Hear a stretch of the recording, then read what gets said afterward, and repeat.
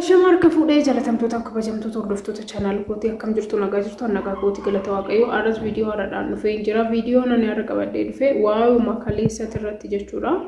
Shamarreen takka jaalalleen kiyyaa feesbuukidhaan wal barree waraqaa maatii kiyyatti ergeet waraqaa abbaa amma immoo akkamitti kan hubadhe jechuudha koomentii haaraa irratti jechuudha. Waraqaa dura aanani beekuuni maqaa abbaa biddeenaatiin maqaa abbaa biddeenaatiin jechuudha. Abbaa biddeenaatu guddisee jechuudha. Abbaa mana armeesaa jechuudha. Innaa maqaa isaatiin beekti maqaa abbaa biddeenaa isaatiin amma immoo maqaa abbaa isa sirriidhaan waraqaa akka ergee fidhe jechuudha. Koomentii irratti kaleessa akkuma isinitti viidiyoo kaleessa hojjedhe irratti anaafis ifa waan taane gaafadheen ture viidiyoo san irratti maalidha jechuun rakkoon qabnaan jedhee osoo hin taane sababii maaliitiif maqaa isaa jijjiiramee kan jedhu gaafatte maal akka deebiseef natti himiin jedheeni ishiin illee waan hubatte natti himteerti jechuudha. So har'a wanti nani arge koomentii irratti okay ishii wanti ishiin shakkitee boru samaana irratti yoo rakkina qabaate jedhaniiti. Akkamitti yoo yaadanidha jechuudha. Ati jaalallee keetti kan heerumtu qabeenyaaf jetteeti jechuun qabeenyaaf yookiin faayidaadhaaf jettee yoo ta'e kana duwwaa miti waan baay'ee wanta si yaadatti si gatu wanta baay'ee ulfaatu wanta ati hiikuu hin dandeenye wanti garaagaraa si qunnamuu danda'a.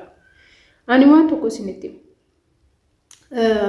qabeenya qabaachuun shaggaadha. Waan hundumaa hojjetanii argachuun shaggaadha. Gaa namni qarshii jibbu namni qabeenya jibbu hin jiru jedhee tayyaadha addunyaa kanarratti garuu jechuudha. Likkii malee qabeenya barbaaduun gammachuu keessas hin jalaa fudhata. Luk amma mucattiin tun wanti ishii dhaphisu samaana irratti boru samaana irratti rakkoo qabamu hin qabu kan jedhudha jechuudha. Yoomiyyuu mee amma yoom nagaadhaan gara biyyaatti galtee yoom isaan wal argitee yoom yaanni keessan tasaakka'ee waggaa meeqa booddee akka wajjin jiraatan rabbitu beeka malee nuyi akka namaatti yaannu malee wanti nuuf raawwatu wanta nuyi yaanne yaada mataa keenya kan raawwatu waaqayyo duwwaadha jechuudha. Ani waan tokko isinitti nama tokkottuu hin dhiyaatina qabeenyaaf jetan nama tokkottuu akka hin siqne bakka shamarreen kamiyyuu jechuudha.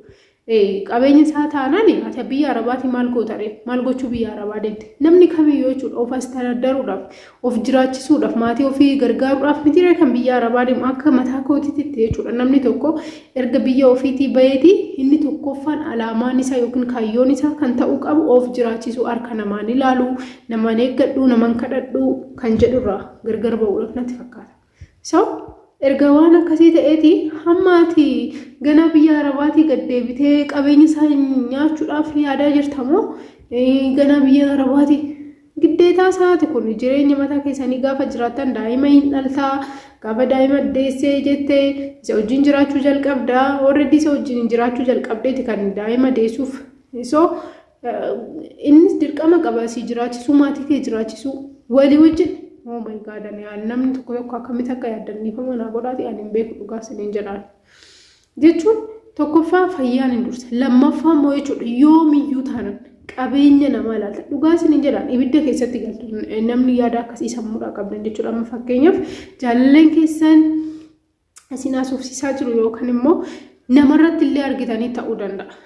Amma fakkeenyaaf obboleewwan keessaan yookiin hiriyoonni keessaan durbiin keessaan nama qabeenya qabutti heerumee ta'uu danda'a. Garuu jechuudha jireenya akkamii guyyaa guyyaadhaan jireenya akkamii akka isaan dabarsan isin wanti beektan tokko hin jiru jechuudha. Uffata uffatanii of bareechisanii dhiqatanii yoo ba'an namni hundinuu keessaa nagaa isinitti fakkaachuu danda'a. Garuu dhuguma isinitti hin fakkaatina nama hedduu nan beeka nama qabeenya qabu.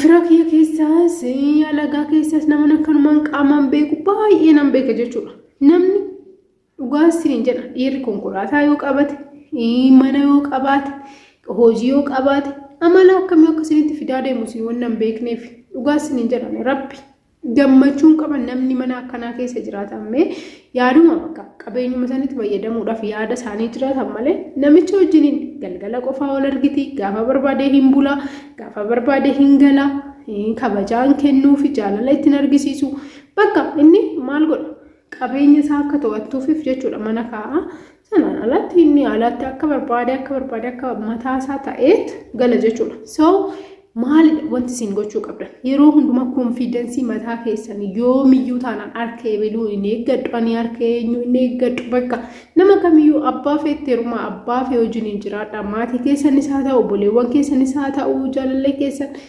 yoomiyyuu nama sanii gaditti of eegdaniitoo harka isaa nama tokko hin eeggatina bakka kanadha jechuudha. Ganaa samaanarratti jechuun kana jechuun qabeenya isaa jechuudha bar wanna biraatiin afaan biraatiin qabeenya isaa boruu yoo naa qooduu didee kan jedhudha miti wanni nama siyaachisiise. Yaa Rabbi inna kun yaada sirrii miti obboleetti xiyyaana wanna tokko jechuudha kasi gorsuu barbaadu tokkoffaa hojii ka hojjedhu qarshii kee ittiin ergin bakka atis hojii mataa keetii lafa isaa ta'uu mana isaa ta'uu waan fee godhadhu waan fee inni yoomiyyuu keeti yoomiyyuu qabeenya keetitti darbee fudhachuu hin danda'u ammaatii kennitu bitte jechuudha. Kanaafiyyuu ofii keessanii of jiraachisuudha ofii keessanii dhaabbachuudhaaf ofii keessanii sinitti mee dura viidiyoo kana duraatillee maybe yoo hojii qabaachuu baattan yoo harka isaa yeroo hundumaa kan eeggattan taate akka waan isin hojjettuu isaanitti illee isin ilaaluu danda'a jechuudha dirti. Siif galee miti kanaafu amma isinii danda'ame tanqasaqqasu amma isinii danda'ame qarshii keessan qabachuu qabdan jechuudha.